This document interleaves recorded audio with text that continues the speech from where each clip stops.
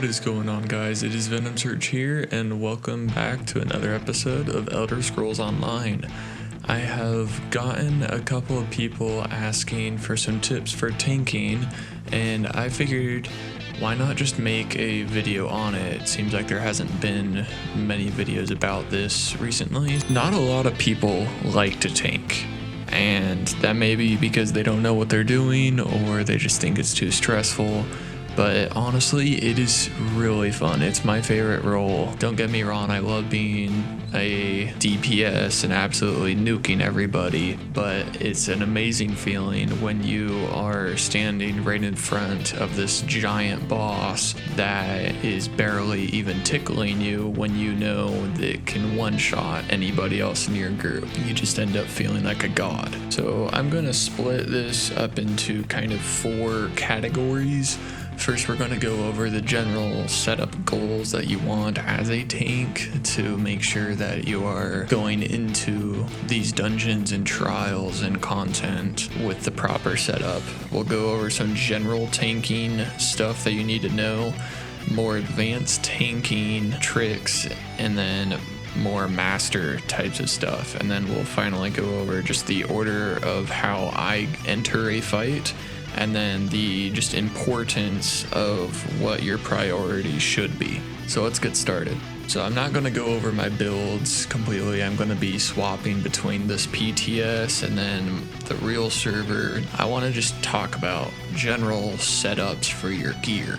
So generally, you want to be all heavy. Now, if you are struggling with certain resources, so like this build has a bit of stamina issues sometimes, I could swap out one of my monster helms to be medium, just so you can get more of these medium passes for stam recovery and reduce stam cost. You want as much heavy as possible. This is that way you get more resistances and max health. On the small pieces, it's best to do things like sturdy.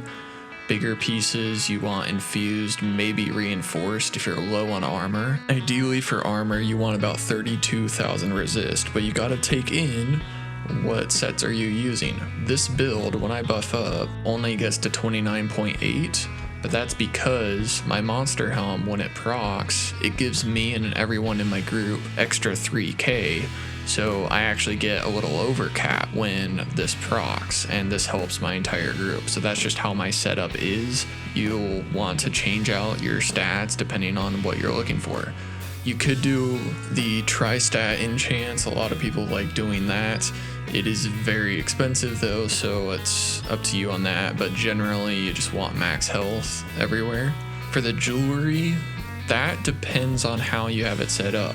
You don't get regeneration when you block. We'll get more into blocking later. Because of that, it is wasteful to use stam recovery or mag recovery, depending on what you're blocking with.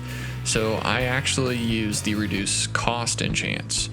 This will reduce the cost of all your abilities for stam, for mag. You could just do the general all 3, but then I also do one for reduce cost of blocking. Now I put them all on infused. You could just go with max health if you're wanting. Up with your weapons, decisive is great if you're taking in a lot of ultimate, which I am with how my setup is. I like to use the absorb magic enchant just so I can get more magicka incoming, because I don't focus the regens as much. For your shield, once again, for both of these, you could do defending or reinforced if you need more resistances. I just keep this sturdy, and then the enchant usually just do max stam. The big thing is with your pools, you look there, you want to make sure whatever your main pool is slightly higher than your other off pool. In this case, I actually got about 6k difference, but sometimes I'll have tanks where I literally just have 100 more stamina than magicka. And I'll go over why later that's important, but you just want to make sure whatever your main pool is, it is slightly higher than the other, the one that you are going to want to refill the most. Now for your back bar, if you can, it is best in slot if you get some sort of staff, whether it be ice or lightning. You want an infused crusher. This will reduce the resistances of all of your enemies who get procced by this, and this can be procced off a wall of elements. So if you have room on your bar, and depending on your setup, you want to make sure you get Wall of Elements. Anybody in here is going to get reduced armor, which is very important. When it comes down to your Mundus Stone, once again, that also depends on how your setup is. All sets are going to be changing what you get. The sets I use on this build are Yonakrin and Drake's Rush, both of which don't give me a lot of resistances. So technically, I'm under cap if this doesn't proc, but this procs 100% uptime basically, so I don't care about that. So I just use the Lord. You could also do the Lady if you want more resistances, or the Atronach for more mag recovery, the Serpent for more stam recovery, or something like the Tower to get to more max pools. For your attributes, usually as a tank, I don't need a lot of resources. You just want to make sure they stay up. Now, as a tank, you're not spamming skills out consistently like a DPS, and you have tons of time to heavy attack. So most of the time you just heavy attack to get your stuff back, or you can go more of a recovery route. But because of that, I just go full attributes into the health. Some people like to split it between your mag and stam, or just go all in one. That's up to you, but usually once you get more practiced as a tank, you don't really need that many resources. Going around 20k is just fine. That gives you enough time that you can spam heals if you absolutely need to, but you're not running completely out. So like I said, for resists, you want about 32k.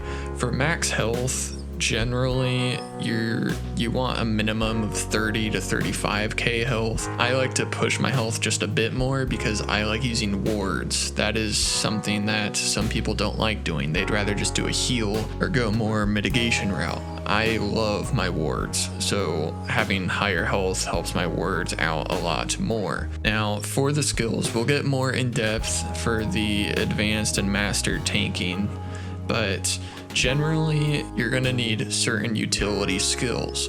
You are going to need something to taunt your enemies. You're going to need something to pull in your enemies and group them together. After you do that, you're going to want to CC them in some sort of way. You want your infused Wall of Elements, or if you're using a bow, you can technically do a bow with barrage. Either way, you just want to make sure it's proccing that infused crusher. You're going to want some sort of self-heal. Like I said, I love my wards, so I like having one. You're going to want some buffs and debuffs for the enemy, and then a ranged taunt, as well as some sort of resistance increasing skill if you don't already have that. In general, tanking is all about controlling the fight and making sure that you and your allies are buffed and your enemies are debuffed. Getting into the general tanking, I'm going to start out with how taunting works. When it comes to taunting, there are a couple of skills that allow you to taunt. There's very few, but every class has them available. The first is in the one-handed shield. This is the most common one, which is Pierce Armor. It'll taunt for 15 seconds, and then the enemy gets Major and Minor Breach, which debuffs their armor by a lot. This is usually going to be your main taunt, assuming you are using a sword and board. There are some Magicka builds out there, and they may not be using that, so they would be using in the Destruction Staff. They changed it, so now you can get Destructive Clinch. So if I were to slot this on my ice bar, you'll taunt for 15 seconds, immobilize them, and give Major Maim for 5 seconds. So it's a ranged taunt. The other ranged taunt is down in the Undaunted line, which you can do either a Magicka or Stamina morph. I use Inner Beast since it's stam focused, and it's another ranged taunt. It also gives a synergy to do some extra stuff. So these are the three main things that you will be using. Now you don't need all three. If you are using a sword and board, get Pierce Armor because the Major and Minor Breach is massive, but then also make sure you have a ranged taunt. If you're a Magicka build, or you're just not using this Pierce Armor, you really only just need the ranged one taunt. That's up to you. Now these are all considered hard taunts. ESO is a little bit different than other RPGs. Usually they'll have like threat level systems. ESO has these weird taunt setups, where these hard taunts, when I hit an enemy with it, it is guaranteed they will be focusing on me. They will not attack the other groups unless it's a mechanic attack, which I'll get to later in the advanced stuff. But there is such thing as soft taunts. So this is where having an AoE attack like Wall of Elements comes in. Since there is no threat level system like other games, the enemies focus on who's doing the most damage. This is the bosses and ads alike. If there is a DPS who's doing high damage to an ad, they will focus on him. Now, if a healer is out healing the damage, they may actually just swap and go to the healer. So soft taunts don't keep the attention on you, but they do temporarily make them fight you. Because here's the thing, in a group, if there's multiple people, you want to just come in here and throw out an AoE. Now, I'm alone right now because I'm on the PTS, but by having me throw out that AoE, first of all of them are going to get the infused crusher. They're going to have reduced armor. But the other thing is, because I threw out an AoE first, temporarily they will all be focused on me. So if there were other players here, they can try to nuke them down. Now, when it comes to ads like this, you don't really need to manually taunt each and every one of them. That's going to be a waste of resources. And usually the DPS should be strong enough that you can not have to worry they'll just kill them all before they ever get to attack the DPS or healers. So the soft taunts do not last long, but it only works if you're the first one to enter the group and attack them. If a DPS runs in front of you and they attack first, they're going to soft taunt everybody. So in that case, depending on the enemies, you might want to end up hard taunting them yourself. Now, another big thing as being a tank is blocking. That's what you saw I was doing there. When you block, you take 50% less damage, just like that. Just by doing that, you take half the damage. And there is champion points in here where you can block for even more damage under certain effects, or if you're in combat, you can block for even more but reduce your speed, or if you have a damage shield on, you block even more. So there's tons of things you can get. Now, as far as the CP2, generally you want these three. They'll just reduce your damage taken overall by all types of attacks: single target, DOTs, AoEs, and here, direct damage. You want all four of those generally. In the red tree, I usually just get these two. And then I love Slippery just so I can break free. If you're in a group that keeps dying, Spirit Mastery is amazing. And then I also do Shield Master and or Bastion since I love my damage shields. But when it comes to blocking, some things that people don't know is your recoveries are completely turned off. And normally if I hit my Wall of Elements, my magic is going back up. If I block and then hit my Wall of Elements, look at my magicka. It will never go up. So as you saw when I was blocking during that fight, I was taking half the damage, but my pool kept going down because each time they hit you, it doesn't matter how hard they hit you, it's just each time they hit you, it takes away a certain amount of resources. Which means if they are attacking like freaking fast, if they attack you 10 times, I don't know the exact cooldown. There is a small cooldown on it, but if they attack you very rapidly, you are going to drop in resources very quickly. So that's why you saw me there. I was swapping back and forth. That is the benefit of having a sorting board and an ice staff. As an ice staff, there is a perk in the Tri-Focus tree that when you block, first you get a 13k shield, and it costs magicka instead of stamina. And then Ancient Knowledge also lets you reduce the cost and the amount that you can block. So by having those two, I can block here, completely get rid of my magicka, swap to my stamina. Now you don't want to get rid of them completely, but when you're in groups, it's a lot easier to maintain it. Now another thing with blocking, which is still something that a lot of people may not know, is you can block cast. So I'm still blocking. You can see my shield is up. So my block is up, I hit X. I just low slashed, but if you paid attention, my shield never went down. So while you block, you can still use your skills. Now there are some skills, if it's like a channel, you can't stay block. And if you bar swap, you see temporarily your shield goes down.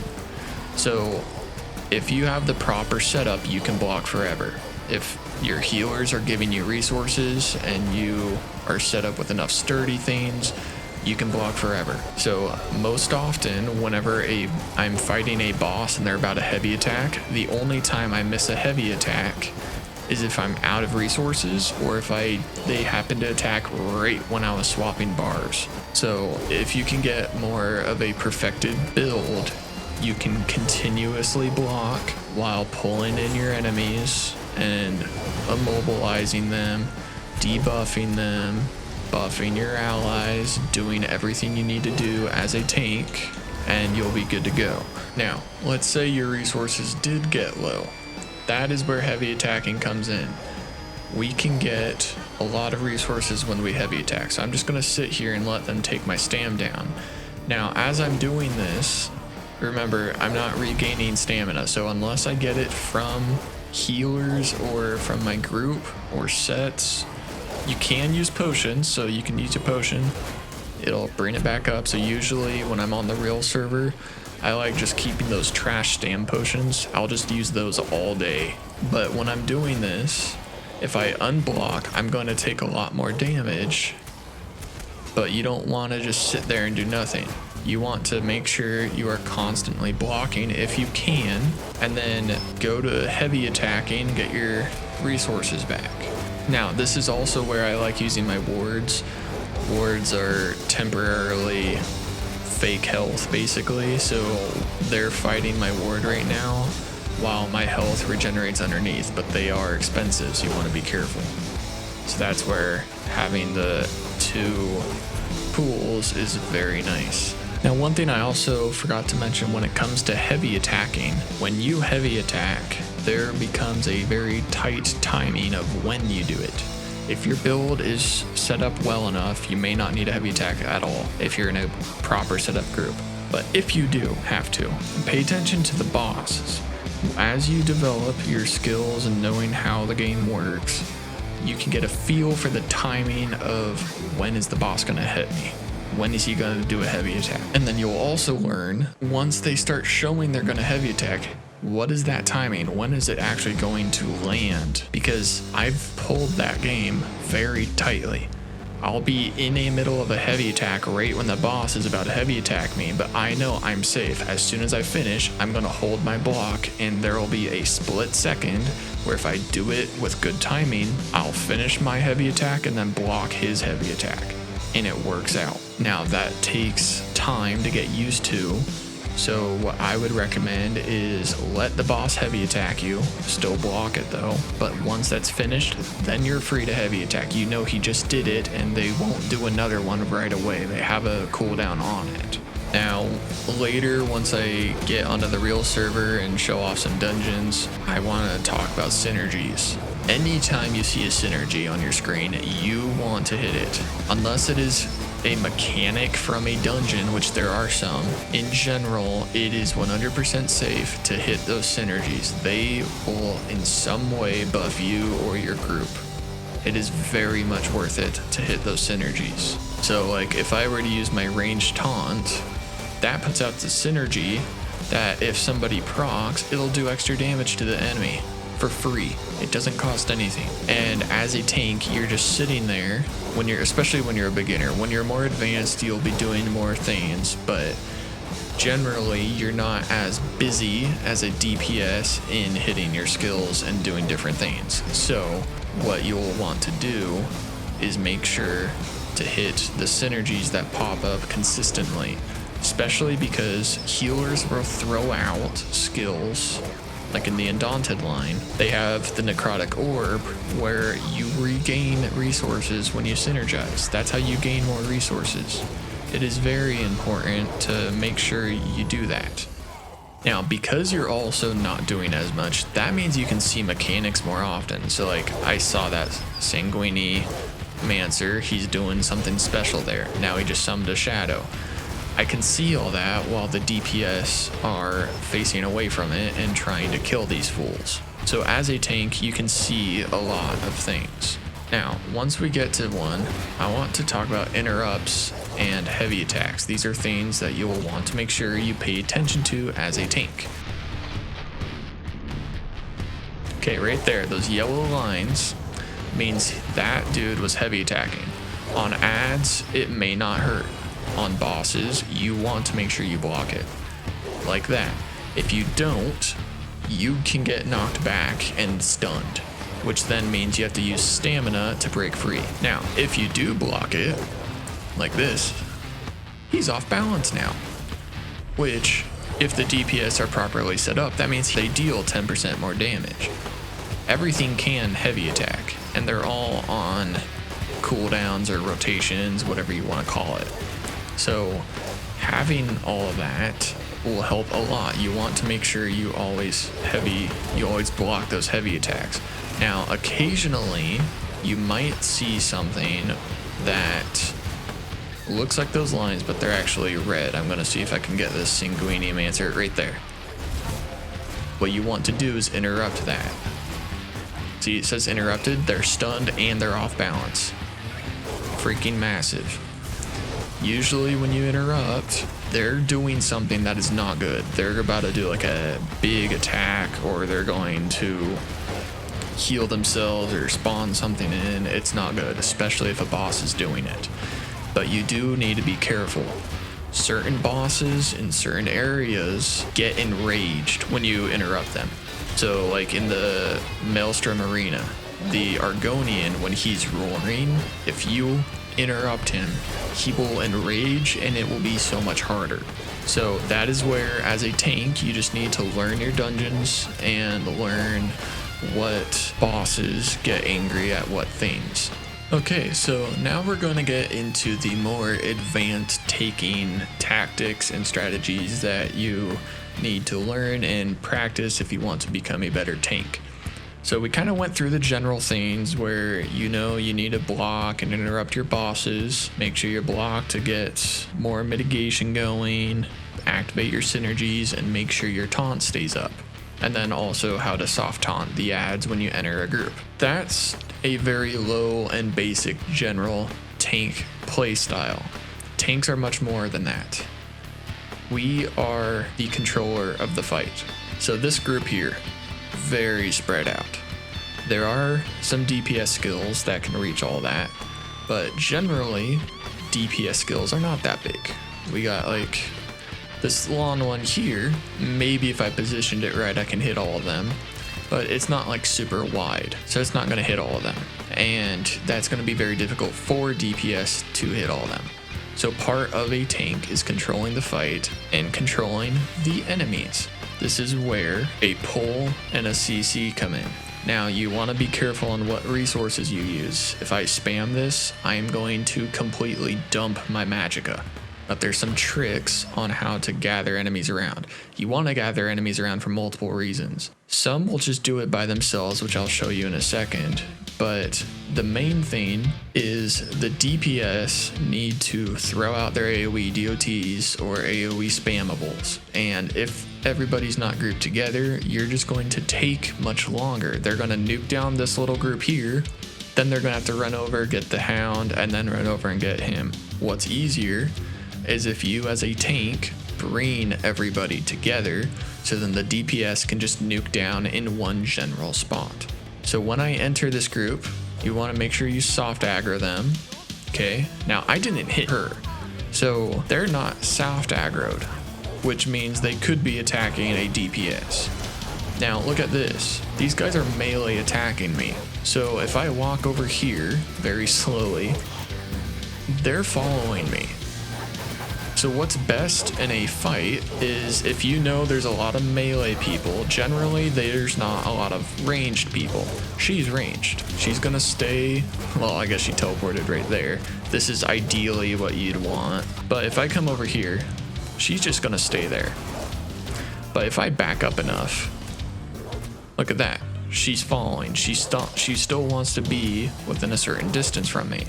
So because these melee people follow me, what you can do is walk the melee people over to the ranged person. Now they might end up wanting to back up, but that's where this comes in. I immobilize them. Now you can do immobilizing, that'll stop their movement, but they still attack you. So things like fears or stuns are much better. So in the Fighters Guild line, there's Turn Evil. That fears everybody. Now it's stamina, and on this build, it was just a bit too much for me. Okay, so she just traveled. You can just use your pull. And now she's stunned and she's with us. And then we can immobilize everybody. So it's very easy to do that. You can just run through the group, ball up all the medium people, and if there's multiple ranged people, do what I was doing earlier. You walk far enough away where the ranged people come to you. Just like that, she just started walking over. So all the ranged people would ball up there, and then we just run up to the ball of ranged people, and everybody's together.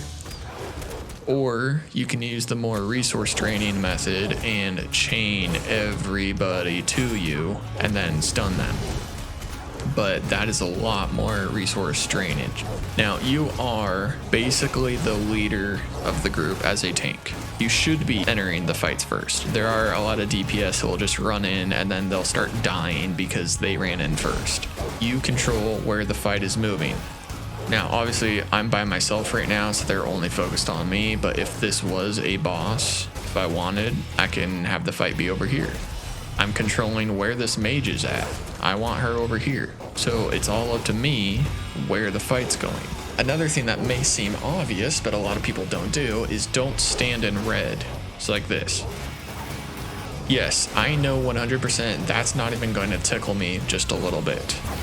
But all this red, if I stay in this red, my magicka or stamina is going to go low like crazy. You are wasting time in those circles. There's no reason for you to be doing that, because here's the thing. Not only, like, yes, you know you can survive it, but now the healers are slightly worried and they have to put more pressure on the heals for you.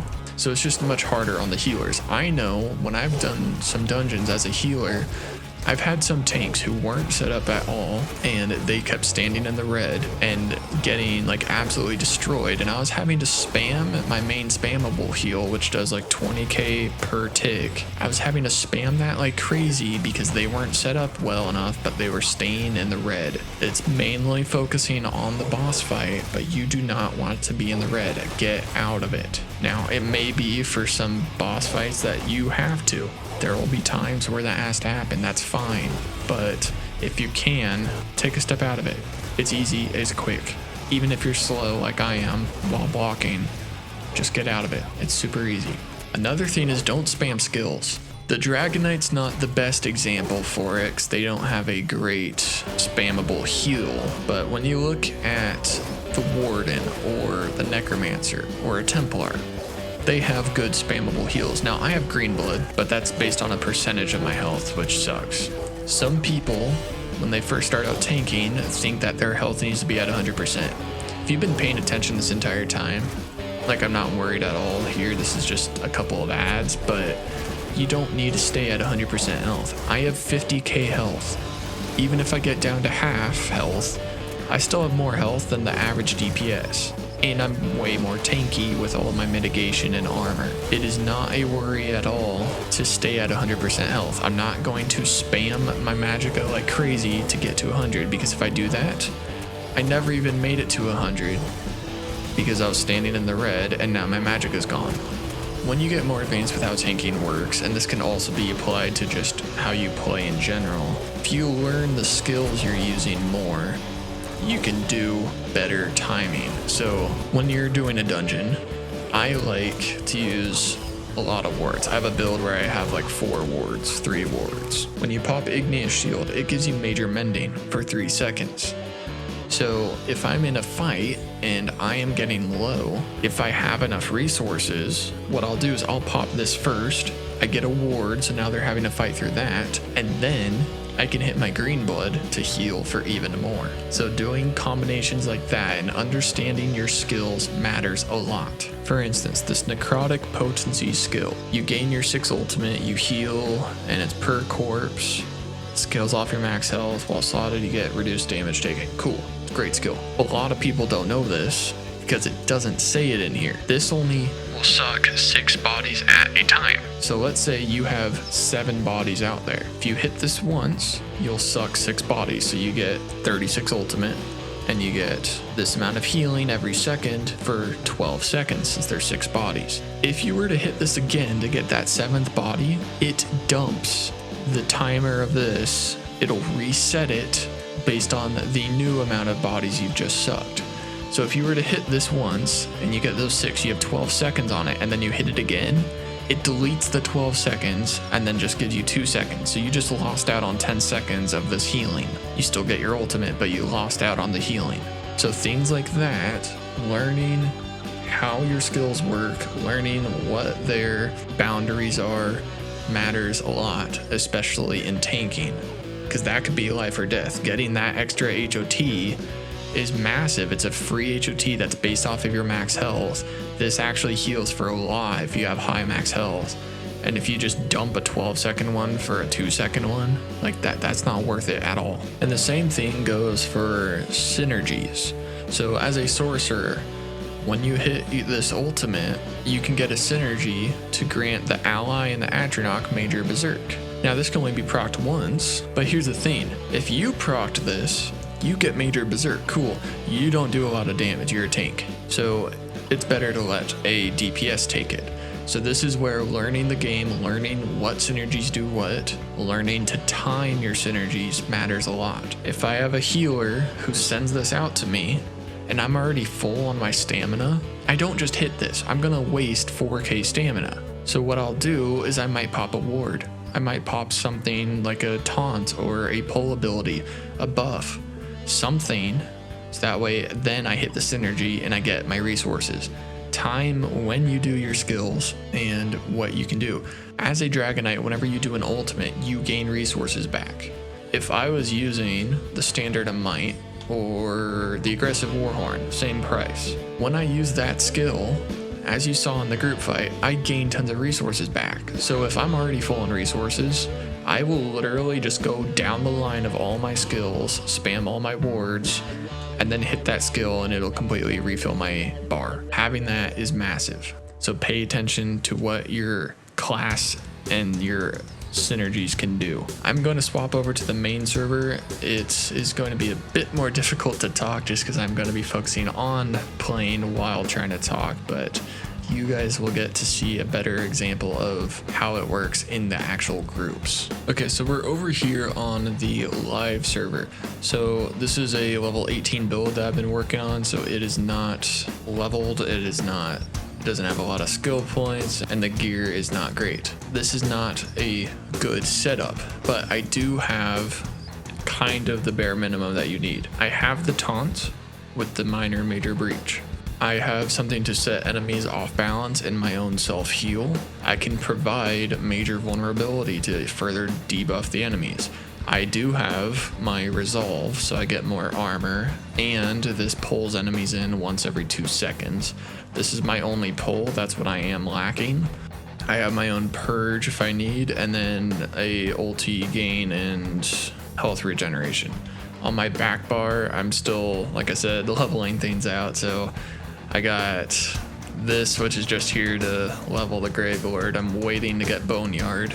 I got my Beckoning Armor again. I got the Wall of Frost, so we can at least immobilize enemies if they get chilled. So that's my only immobilization. I don't have any other immobilization right now.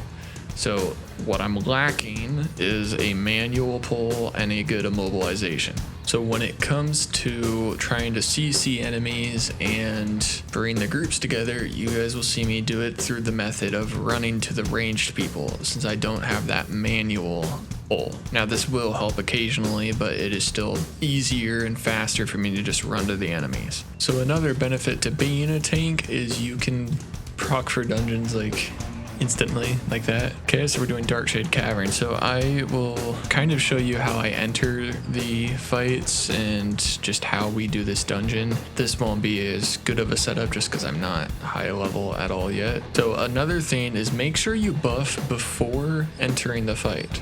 And there is add-ons and stuff that you can get to help you tank. There's one that will like show if you've taunted something and if it'll be running off soon, but that's more just of a practice thing. So I'll buff up here. I'm the first one entering.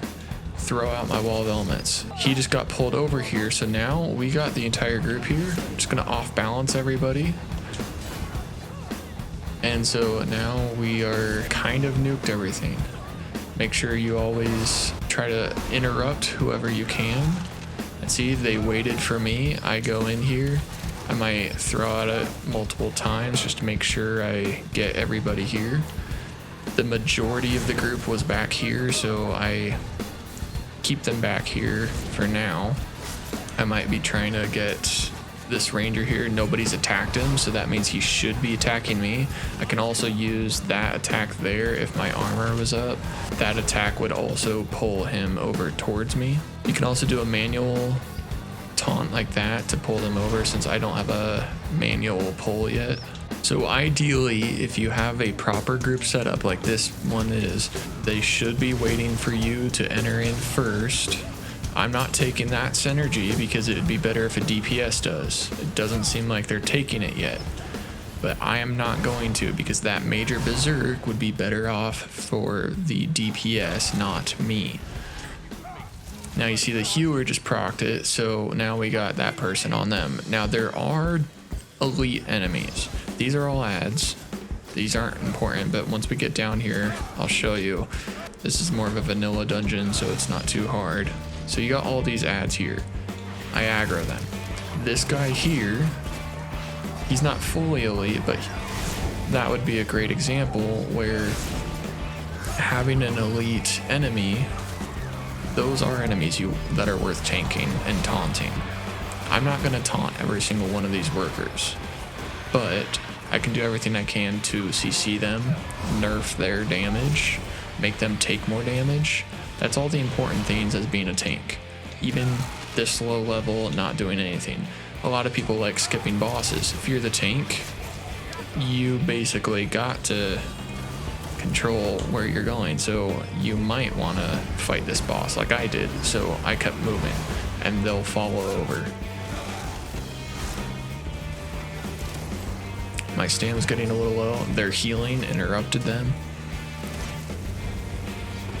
Interrupted. So you always want to watch out for those lines. Sometimes it can be difficult. Like initially I didn't see the healing that they were doing, but it's all just making sure that the debuffs and buffs are staying up. And it's also about being flexible. People will have the same buffs that you're providing. They might already have some of the CCs. You can't have a fear and a stun at the same time. That's where slows might help, immobilizes might help. It's very important to make sure that you have a wide array of skills for utility that you can swap to depending on what your group has. And that's the same with gear. Sometimes it might be better to swap to a different gear set. Now this is a very big group. This is going to be very difficult for me to group everyone together. And so I'm just going to stay here and hope that they can hit me. If they end up hitting me like that dude did, he'll get pulled in. That guy, I might just aggro like this, taunt him because he was still focused on the DPS. I'll still taunt manually the ads if I need to, but generally it's best if you just not waste the resources for it. But we're going to get here to the first real boss fight. So he just aggroed. I should be the first one to aggro. The big thing, turn the boss away from the group. Now they might randomly attack. So this boss, he's throwing out that AoE, step out of it. Now he runs over somewhere. I can't fully control where he's going. When I taunt him, depending on the boss, they might not care about if you're taunted or not. This boss likes to randomly attack other allies. He's taunted on me, but he'll randomly attack like that. Now, it could also be that it looks like that person might be having some sort of taunt. They have a sword and board. So they're literally taunting this boss. We're fighting over aggro. This is a great example of what over aggroing is. When you over aggro something, that means that you either spammed your taunt so many times, or you're fighting over taunt like I am with this person, that what ends up happening is the boss or the ad will eventually just not taunt. They'll be immune to taunting for a certain duration, and you absolutely do not want that.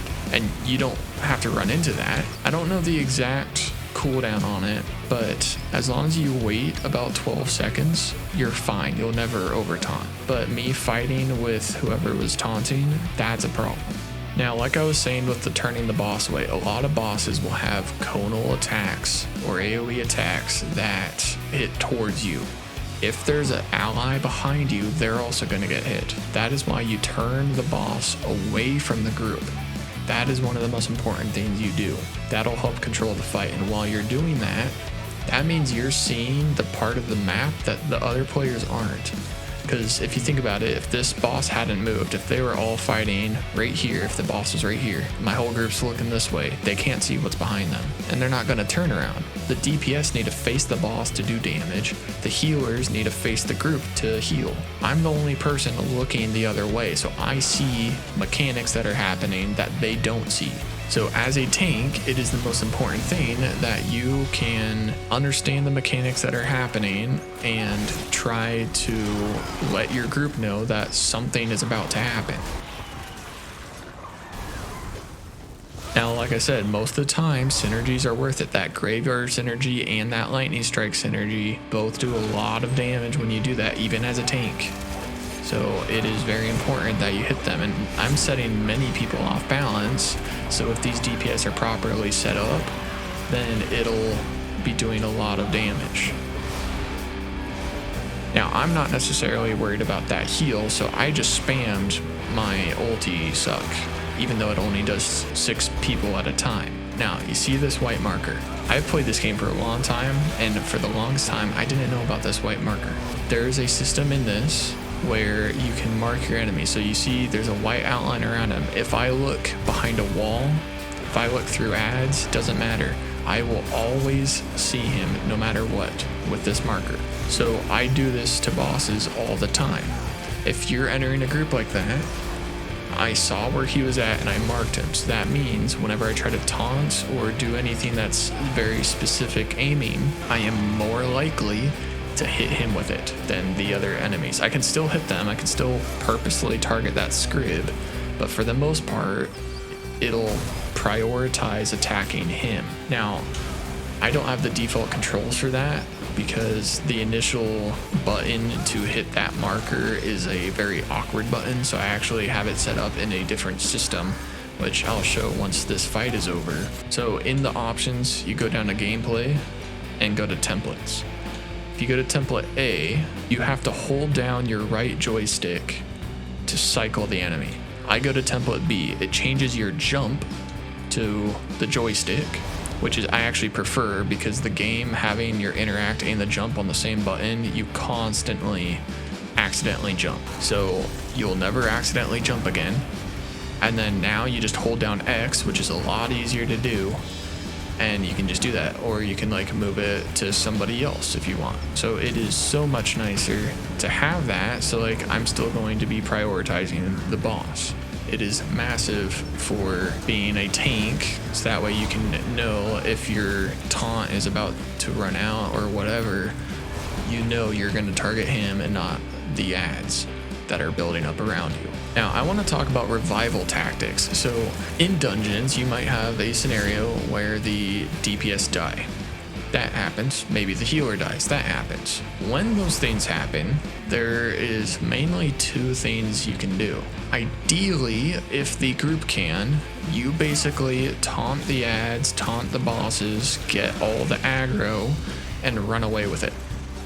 This will make it so that way your allies who are still alive can get some room to try and revive whoever died. Okay, now look at this. I'm turning around and I'm facing the boss towards me. Now, this AoE, he will follow me around or whoever he's targeting. In this case, it's one of my allies. In this case, though, it's still better to stand still because all the AoEs for the DPS are already here.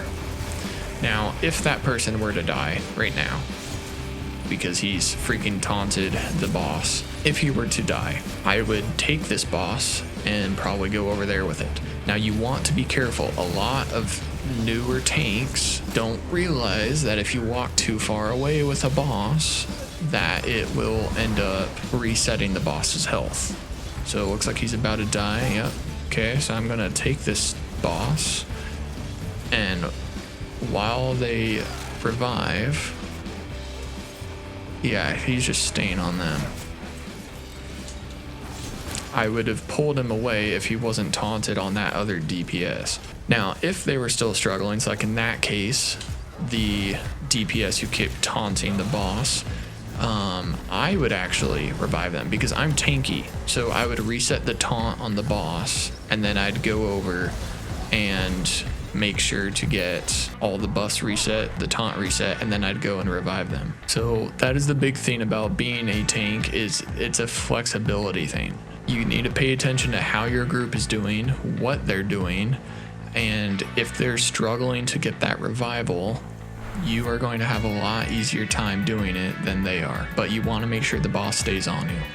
That is the most important thing. The boss needs to make sure to be on you and not them while you're trying to revive the other person. So this mark enemy thing will actually go through walls and stuff so I can still see them.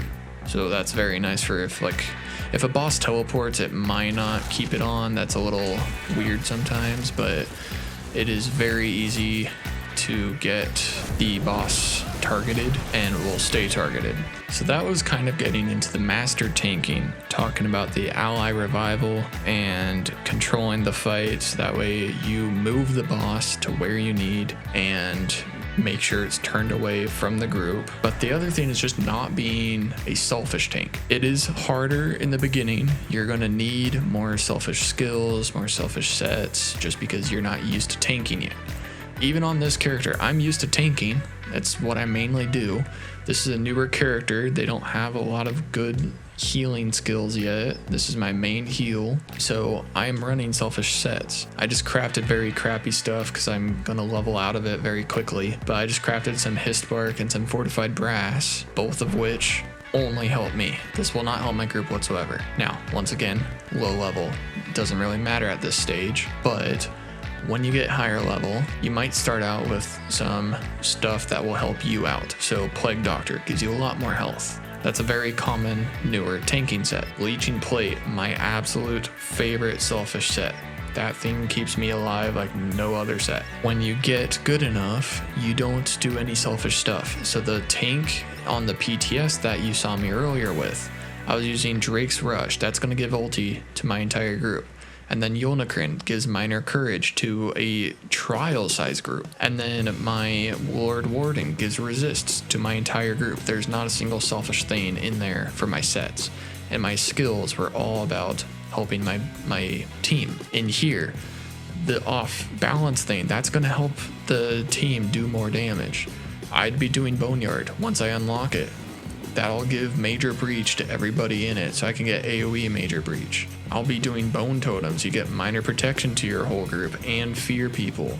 Or the Gravecraft, it'll immobilize people like crazy and do minor maim.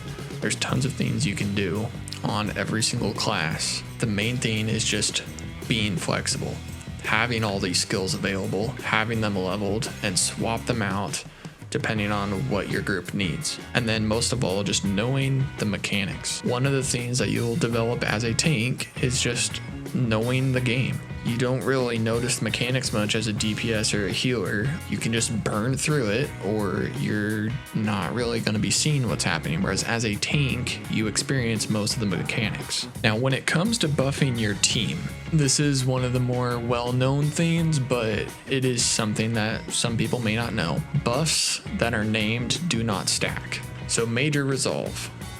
This increases my resistances by 6k. That does not stack if I were to use this skill.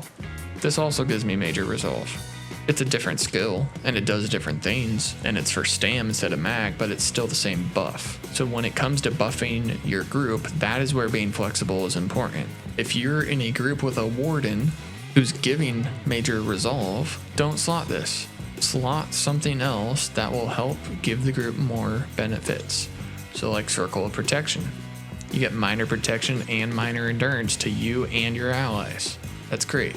You can also do the fear version, so it also fears enemies. If you're not a necromancer, you can throw down caltrops. That'll give the major breach if you have that morph. You just want to make sure that you're not stacking the same named buffs, but there are some things that are not named. So like with my purge, it reduces the cost of abilities, but that's not named. It's just a stat.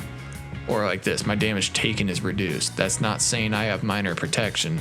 It's just my damage taken is less. That does stack. Now, when it comes to debuffing the enemies, you want to ideally get rid of 18,000 armor.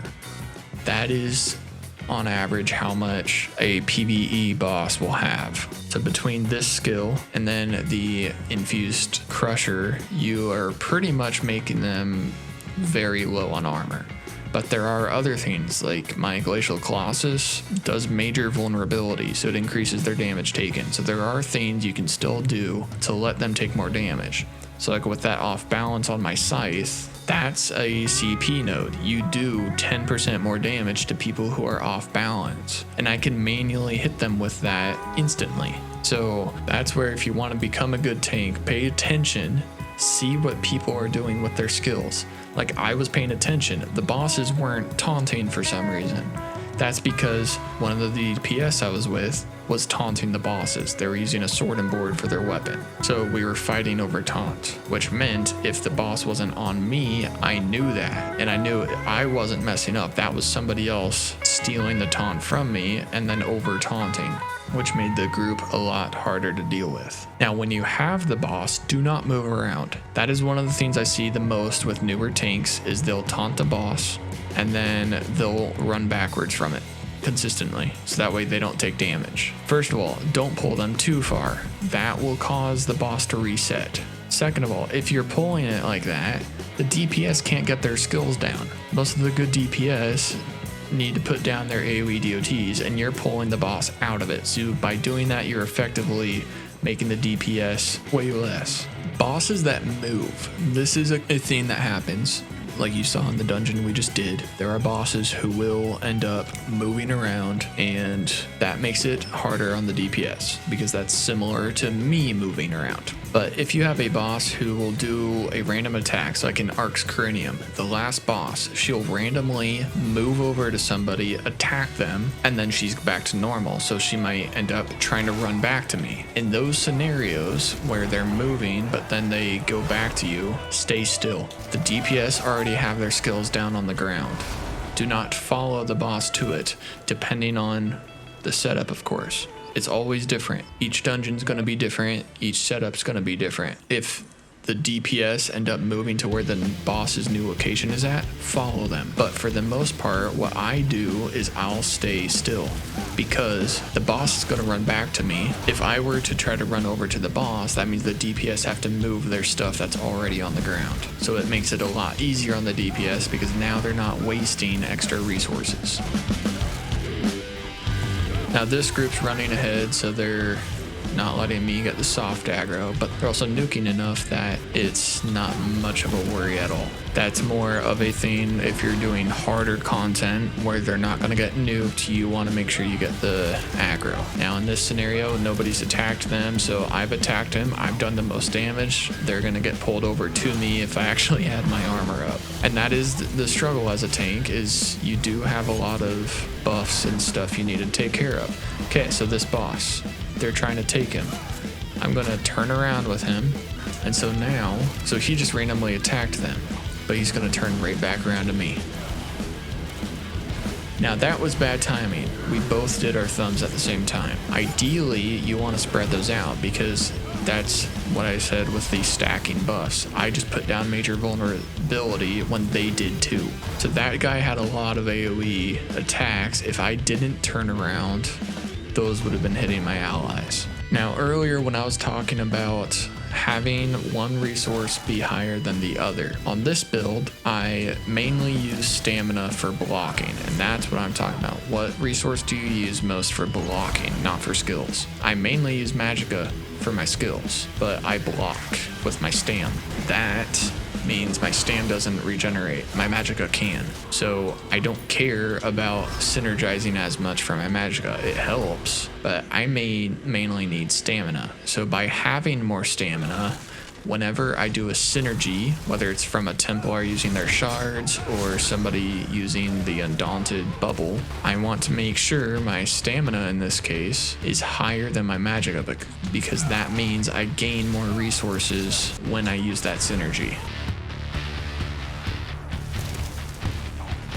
Now, if nobody attacks, like in that case, I just walked into the group.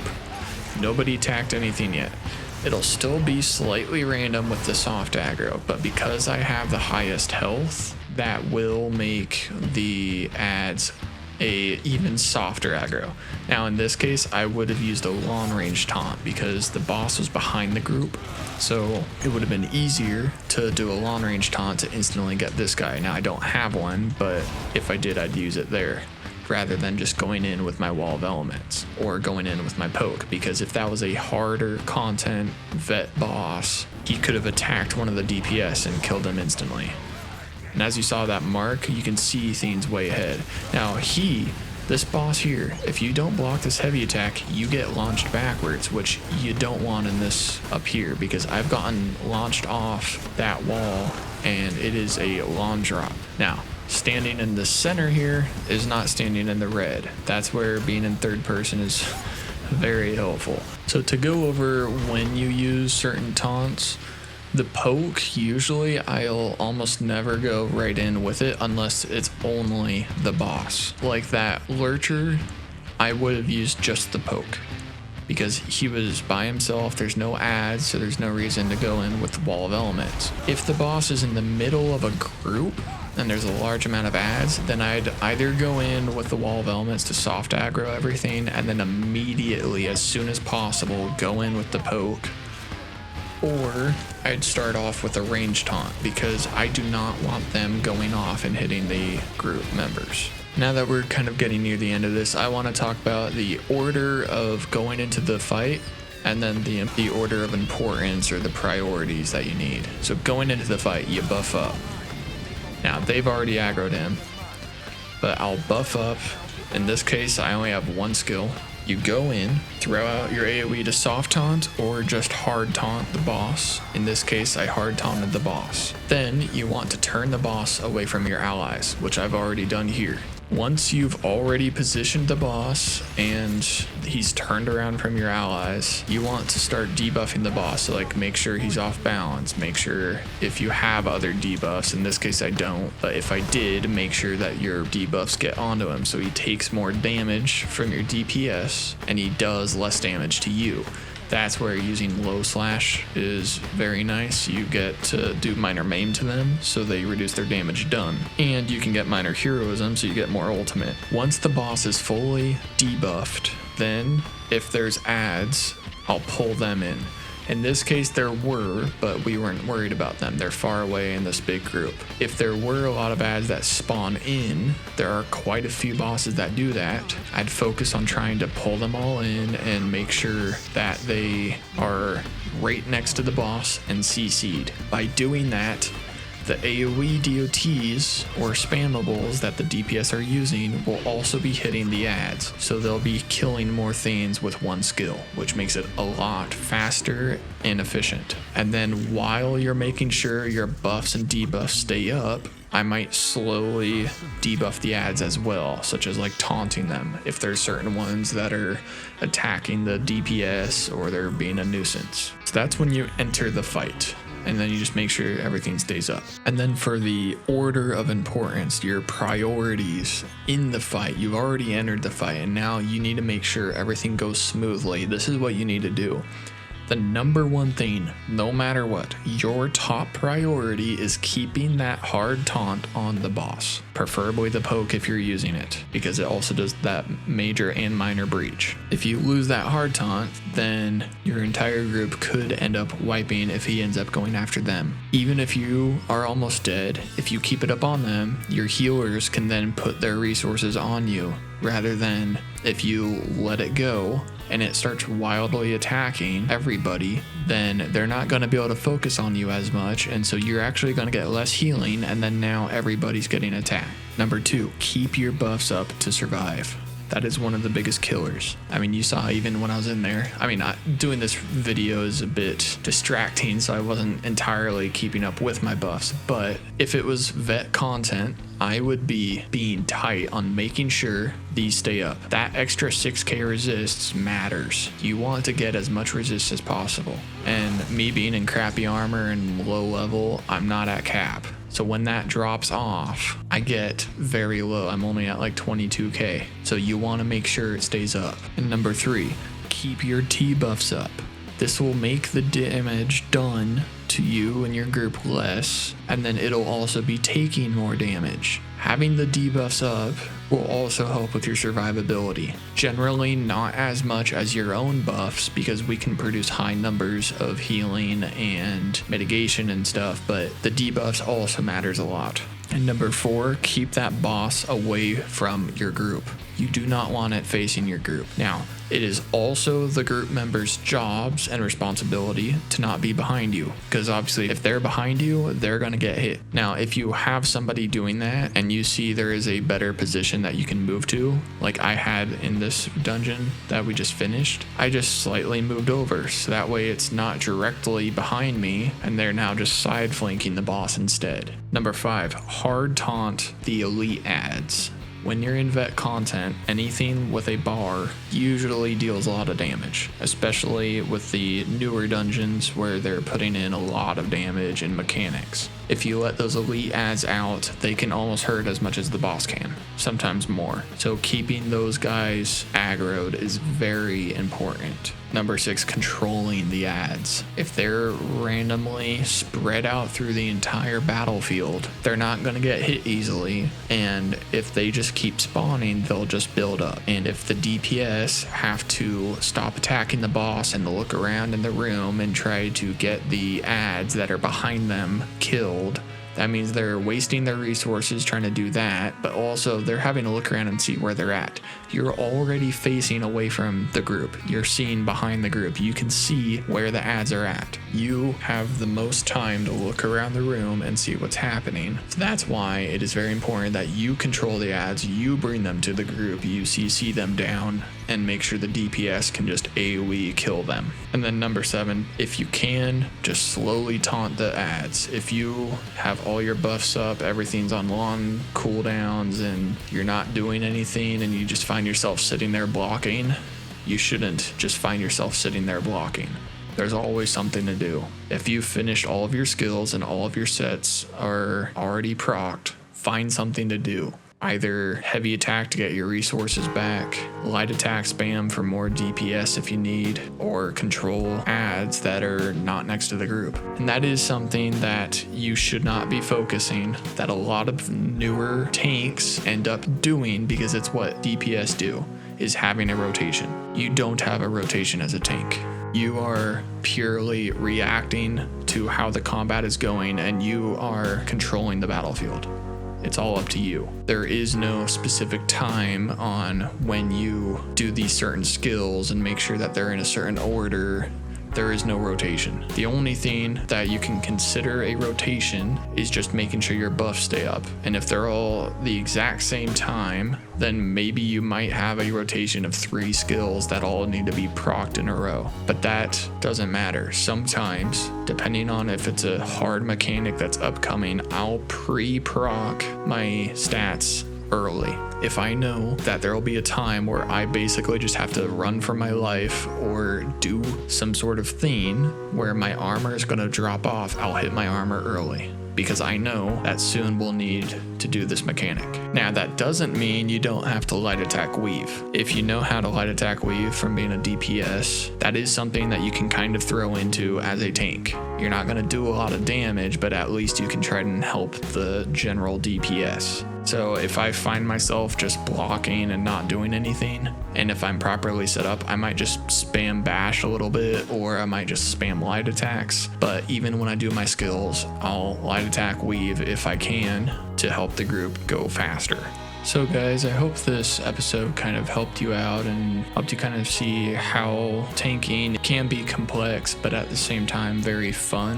I hope you guys can actually try it out. There's not a lot of people that like to tank, and that makes it very difficult for harder content to be found. And I mean, you saw there, as soon as I procced for a Q, I mean, it's almost instantaneous. If there's any other questions that you guys have regarding tanking or anything like that, please let me know. It is a play style that is very unique feeling compared to being a healer or a DPS, so it may take some time for you guys to get used to how to tank and have that proper setup. But as you progress, you might find that you're swapping out your skills. Like when I first started, I originally used Plague Doctor and Leeching, so both are selfish sets. I was using Lord Warden, so at least my monster helm was helping the group, but then I was using 3 wards and tons of selfish heals and things like that that don't help the group go faster. Compared to my nowadays tank, which is on Xbox, was when I would mainly play. I moved over to PC by the time I started this YouTube channel, so I'm still trying to build up on this, but my main tank on Xbox now is the only selfish thing I really have is my armor buff and a self heal. Everything else either debuffs the bosses, or it buffs my group, or it helps me control the ads around me. So there's always a balance to this, and then depending on the sets you use, you might need to have different setups. But I hope you guys enjoyed the video. Please like and subscribe if you guys want to see more of this content. If there is any builds or sets you'd like me to try out and make a build out of, please let me know down in the comments. And let me know if you guys would be interested in a healer DPS guide as well. This was pretty fun for me. Feel free to check out my secondary channel, VENOM Syndicate. It's where I do multiplayer survival games with my best friend, and we also do some modded Minecraft. We'll be starting a raft series here very shortly, so hope you guys enjoyed the video, and I will see you guys next time.